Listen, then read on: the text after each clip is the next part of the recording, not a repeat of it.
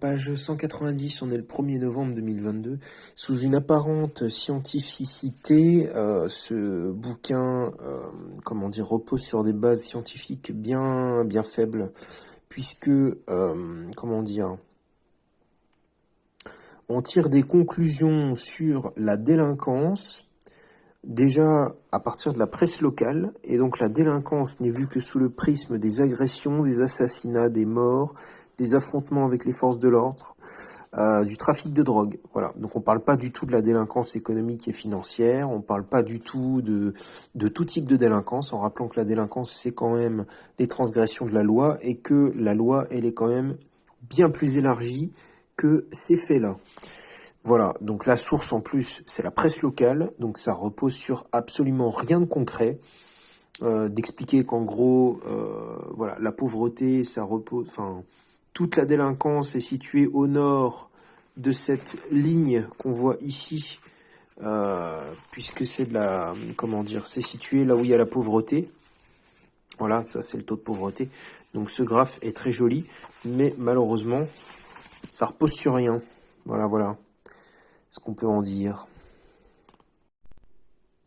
Alors une chose très intéressante dans ce livre aussi, chose à laquelle je ne m'attendais pas, on compare, en tout cas on parle des manifestations qui ont suivi les attentats de Charlie Hebdo, et on essaie de voir dans quelle ville se sont le plus mobilisés les gens pour les manifestations sur les valeurs de Je suis Charlie. Et on essaie de voir qu'est-ce qui prédisposait le plus les villes, les gens, les villes où se sont mobilisés ces gens le plus, davantage. Et on voit que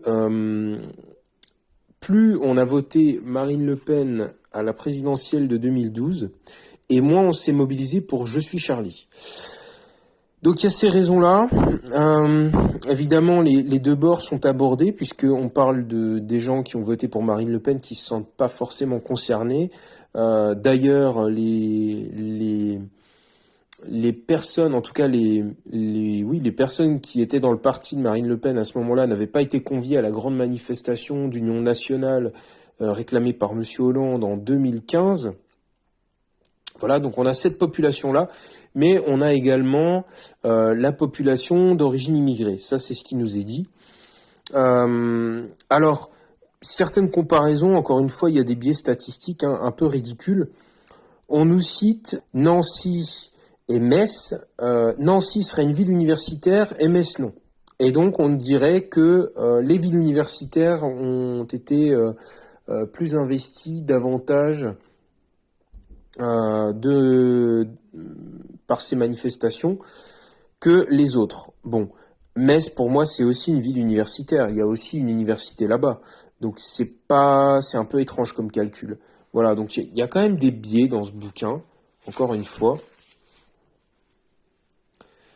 Voilà, et on nous parle aussi de la population d'origine immigrée. Je pense que Monsieur Fourquet a quand même un biais, souvent, quand vous lisez un bouquin, vous percevez à demi-mot, quand vous avez un peu de sens politique, vous percevez à demi-mot pour qui votent ces gens. Monsieur Fourquet, il parle beaucoup d'immigration, donc je dirais qu'il est plutôt orienté les Républicains ou Front National, Rassemblement National. J'ai cette sensation-là, en tout cas. Peut-être que je me trompe, hein. Mais en tout cas, Monsieur Fourquet, alors c'est peut-être parce qu'il traite beaucoup avec la presse, mais il est quand même il prend beaucoup comme source les médias, la presse, et c'est là le principal défaut pour moi de ce livre. C'est vraiment se dire que la réalité, c'est ce qui sort dans la presse, alors que la presse, pour moi, n'est qu'une partie de la réalité.